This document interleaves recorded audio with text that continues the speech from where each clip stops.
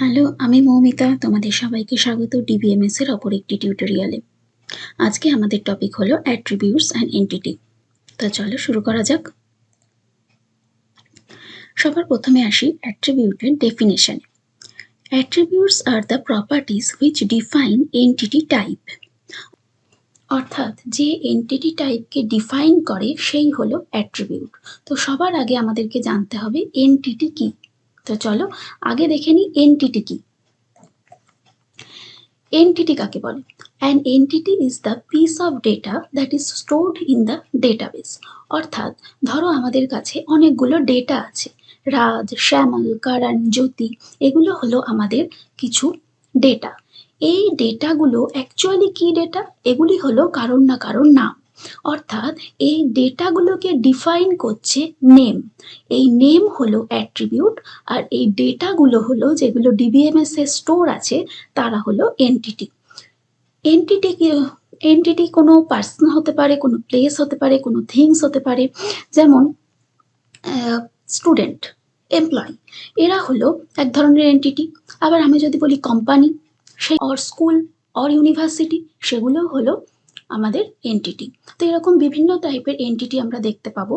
তো আমরা যখন ইয়ার ডায়াগ্রাম করব তখন অবশ্যই এগুলির সঙ্গে আমরা পরিচিত হব। তো আপাতত আমরা এন্টিটি সম্পর্কে এইটুকু জানাটাই যথেষ্ট। এবার আসি এন্টিটি টাইপে। এন্টিটি টাইপ কি?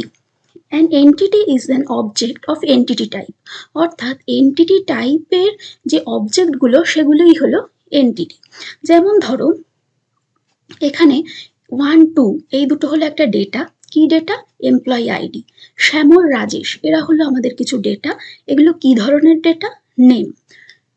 এই দুটো হলো কি ধরনের ডেটা? অ্যাড্রেস। এবং এরা হলো মোবাইল নাম্বার। অর্থাৎ এইগুলো কিন্তু সব আমাদের ডেটা, এবং এই ডেটাগুলোকে ডিফাইন করছে এই অ্যাট্রিবিউটগুলো। আর এই যে এক একটা ডেটা দেওয়া রয়েছে, এই টোটাল ডেটাটা হলো একটা এন্টিটি। এই এই টোটাল এন্টিটিটাকে, প্রত্যেকটা কলামকে যারা ডিফাইন করছে তাদেরকে আমরা বলে ফেললাম অ্যাট্রিবিউট। আর এই পুরো জিনিসটাকে যে ডিফাইন করছে সে হলো এমপ্লয়ি।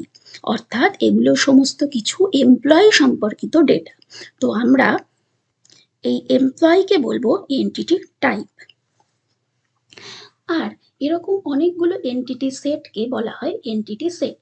তাহলে এন্টিটি কাকে বলে, এন্টিটি টাইপ কাকে বলে, আর এন্টিটি সেট কাকে বলে, সেগুলো আমরা এখানে দেখে নিলাম। তো এবার দেখা যাক, এই যে এখানে আমরা এটা দেখতে পাচ্ছি, এই স্টুডেন্ট হলো এন্টিটি। এন্টিটিকে আমরা জেনারেলি রেক্ট্যাঙ্গেল দিয়ে শো করি। এই এন্টিটির আন্ডারে অনেকগুলো অ্যাট্রিবিউট আছে। এইগুলো হলো সব attribute, name, role, class, age.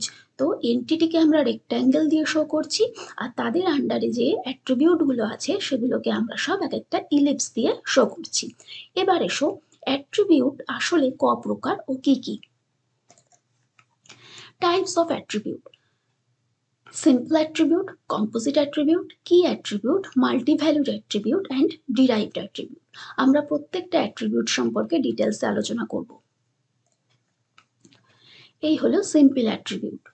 Simple attribute হলো সেই সমস্ত অ্যাট্রিবিউট যাদেরকে আর ডিভাইড করা যায় না সাব অ্যাট্রিবিউটে। যেমন ধরো এমপ্লয়ীদের মধ্যে আমি এমপ্লয়ি আইডি রেখেছি। এই এমপ্লয়ি আইডি কিন্তু একটা ইউনিক জিনিস। একটা কোম্পানির এমপ্লয়ি টেবিলের আন্ডারে যে যে এমপ্লয়ি আছে তাদের প্রত্যেকে ইউনিক এমপ্লয়ি আইডি থাকবে।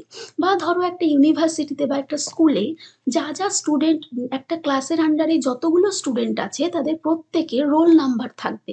তাদেরকে আর অন্য কোনোভাবে সাব অ্যাট্রিবিউটে আমরা আলাদা করতে পারবো না। আর এই সিম্পল অ্যাট্রিবিউটকে আমরা একটা ইলিপস দিয়ে শো করি ইয়ার ডায়াগ্রামে। এগুলো আলাদা আলাদা করে জেনে রাখছি, পরবর্তীতে যখন আমরা ইয়ার ডায়াগ্রামে যাব তখন আমাদের এগুলো খুব সুবিধা করবে। তো দেখো, সিম্পল অ্যাট্রিবিউটকে আমরা একটা ইলিপস দিয়ে রিপ্রেজেন্ট করি। এবার আসবো আমরা কম্পোজিট অ্যাট্রিবিউটে। কম্পোজিট অ্যাট্রিবিউট হলো সেই সমস্ত অ্যাট্রিবিউট যাদেরকে আমরা সাব অ্যাট্রিবিউটে ডিভাইড করে দিতে পারি।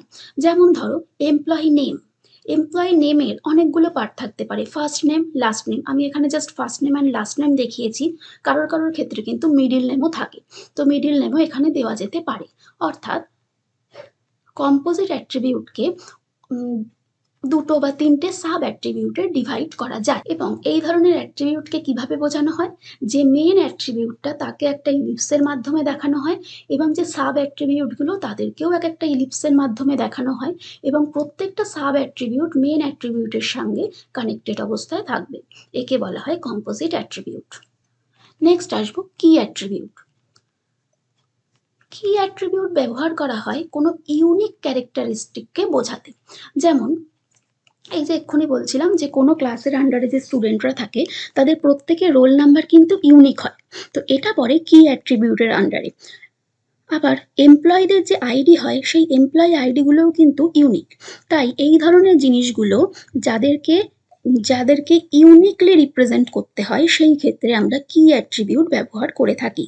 এবং কি অ্যাট্রিবিউট বোঝানোর উপায় হলো একটি ইলিপসের মধ্যে কি অ্যাট্রিবিউট থাকবে এবং যার নিচে আন্ডারলাইন করা হবে। নেক্সট আসি মাল্টিভ্যালুড অ্যাট্রিবিউটে। মাল্টিভ্যালুড অ্যাট্রিবিউট হলো যে অ্যাট্রিবিউটের অনেকগুলো ভ্যালু থাকবে। অর্থাৎ ধরো কারোর মোবাইল নাম্বার, আমাদের কারোর মোবাইল নাম্বার দুটো তিনটে থাকতে পারে। সাপোজ আমাদের কোনো জায়গায় যে কোনো জায়গায় ফর্ম ফিল আপ করতে গেলে দেখবে আমাদের কাছে একটা নাম্বার চাওয়া হয় এবং অল্টারনেট হিসাবে আরেকটা নাম্বার চাওয়া হয়। তো এইগুলো হলো মাল্টিভ্যালুড অ্যাট্রিবিউটের আন্ডারে।